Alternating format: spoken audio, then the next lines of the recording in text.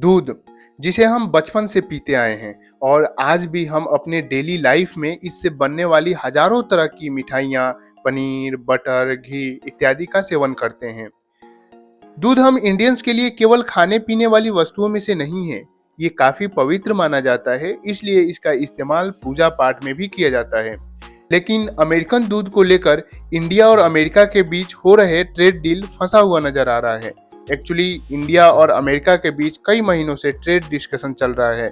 America चाहता है कि इंडियन गवर्नमेंट उसे इंडिया में बिजनेस को एक्सपेंड करने की परमिशन दे और वह अपने textile, pharmaceutical, IT, intellectual property, agricultural and dairy sectors के प्रोडक्ट को इंडिया में लॉन्च करे।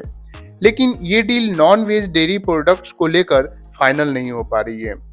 दोस्तों, इस वीडियो के थ्रू हम समझने की कोशिश करेंगे कि नॉन वेज मिल्क क्या होता है, अमेरिका अपने डेयरी प्रोडक्ट को इंडिया में क्यों लॉन्च करना चाहता है, क्या इंडियन डेयरी मार्केट में पोटेंशियल है, इंडियन गवर्नमेंट परमिशन क्यों नहीं दे रही है, और भी बहुत कुछ। आप हमारी इस वीडियो में लास्ट तक बने रहें ताकि पूरी जानकारी आप तक पहुंच सके। हम सभी ने हमेशा से देखा है कि भारत में मवेशियों को चारे के रूप में घास, पत्ते, भूसा, चोकर और कई तरह के अनाज खिलाते हैं और इन मवेशियों से मिलने वाली दूध को हम पवित्र और प्योर वेजिटेरियन के रूप में देखते हैं।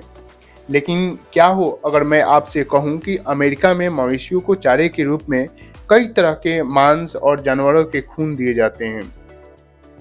ये बात हम इंडियंस को हजम करना थोड़ा मुश्किल है, लेकिन ये बात 100% सच है। सेटल पोस्ट की एक रिपोर्ट के मुताबिक अमेरिकन डेयरी इंडस्ट्री चारे के रूप में सुअर, चिकन, घोड़े और यहाँ तक कि कुत्ते और बिल्लियों के मीट देते हैं और इसके अलावा एनिमल्स के ब्लड और चर्बी भी दिए जाते हैं। और इन गाय और भैंसों से मिलने वाली दूध को नॉन वेज मिल्क के नाम से इंडिया में डिफाइन किया जा रहा है।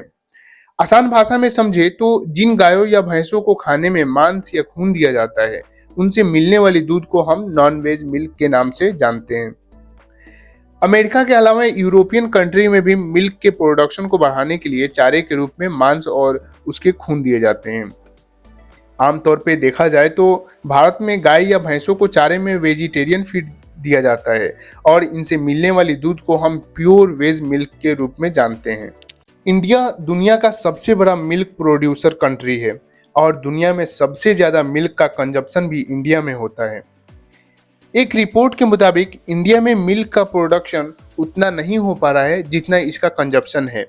अमेरिका इसको एक अपॉर्चुनिटी के तौर पे देख रहा है। एक अमेरिकन रिपोर्ट के मुताबिक इंडियन मार्केट डेयरी इंडस्ट्री के लिए काफी पोटेंशियल मार्केट है। इसी मार्केट पोटेंशियल को देखते हुए अमेरिका डेयरी प्रोडक्ट इंडिया में लॉन्च करना चाहता है। इंडियन डेयरी इंडस्ट्री का साइज 2025 में 13 लाख करोड़ का है और ग्रोथ रेट 9.33% का है।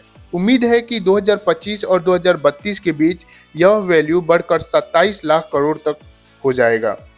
इंडियन और अमेरिकन ट्रेड डील में Indian government American dairy product को इंडियन मार्केट में लॉन्च करने की परमिशन नहीं दे रही है। इसके दो बड़े रीजन हैं। पहला रीजन है Indian culture and religions. India में 38% लोग स्ट्रिक्ट वेजिटेरियन डाइट फॉलो करते हैं और डेयरी प्रोडक्ट यूज करते हैं। इसके अलावा मिल्क और मिल्क से मिलने वाली घी का इस्तेमाल पूजा पाठ में होता है, इसलिए ये इंडिया में एक्सेप्टेबल नहीं है। दूसरा रीजन है economical reason. Indian dairy sector में सबसे ज्यादा योगदान छोटे फार्मर्स का है। इनके पास 2 से 3 गाय होती हैं और इनके अर्निंग का यह एकमात्र सोर्स होता है। अगर यह सोर्स खत्म हो जाए तो वह अनएम्प्लॉयमेंट का शिकार हो जाएंगे। एसबीआई के एक रिपोर्ट के मुताबिक अगर यह मार्केट अमेरिका के लिए ओपन कर दिया जाए तो भारत को हर साल लगभग 1 लाख करोड़ का नुकसान होगा। इंडिया अमेरिका को इंडियन डेयरी सेक्टर में आने का परमिशन दे सकता है, लेकिन कुछ स्ट्रिक्ट शर्तों के साथ, जो अमेरिका एग्री करने को बिल्कुल राजी नहीं है।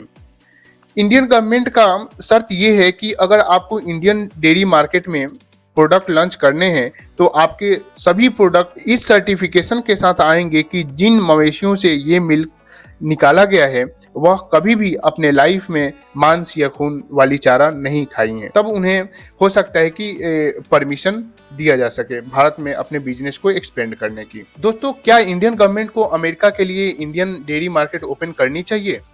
अपनी राय हमें कमेंट बॉक्स में जरूर बताएं। दोस्तों, और अगर ये वीडियो आपको इन्फॉर्मेटिव लगी हो तो वीडियो को लाइक करें और चैनल को सब्सक्राइब करना ना भूलें। थैंक्स।